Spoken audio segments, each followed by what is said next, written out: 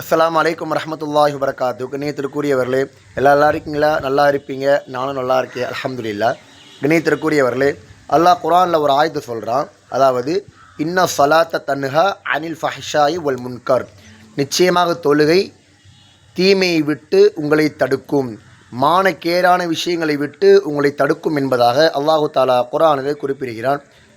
இந்த உம்மத்தில் அதிகமான நபர்கள் கேட்கக்கூடிய கேள்வி என்னென்னா, நான் அதிகமாக பாவம் செய்கிறேன், என்னோடய வாழ்க்கையில் அதிகமாக பாவம் நிகழுது, அந்த பாவத்தை நான் நிறுத்த நினச்சாலும் நிறுத்த முடியலையே, நான் என்ன பண்ணுறதுன்னு சொல்லி அனைத்து நபர்களும் கவலைப்படக்கூடிய ஒரு விஷயம்தான். அப்போ ஒரு மனிதன் 5 வக்து தொழுகைகளை ஹுஷு ஹுதுவோடு அல்லாஹ்வை பயந்து அச்சத்தோடு தொழுதால் அவனுடைய வாழ்க்கையில் பாவம் நிகழாது, பாவம் செய்யக்கூடிய எண்ணமே வராது. நாம் எல்லாம் வாழக்கூடிய காலத்தில் 5 வக்து தொழுகைகளை பேணுதலாக தொழுது பாவமே நிகழக்கூடாத மக்களாக நம் அனைவரையும் அல்லாஹு தஆலா ஆக்குவானாக. அஸ்ஸலாமு அலைக்கும் வரஹ்மத்துல்லாஹி வபரகாத்துஹு.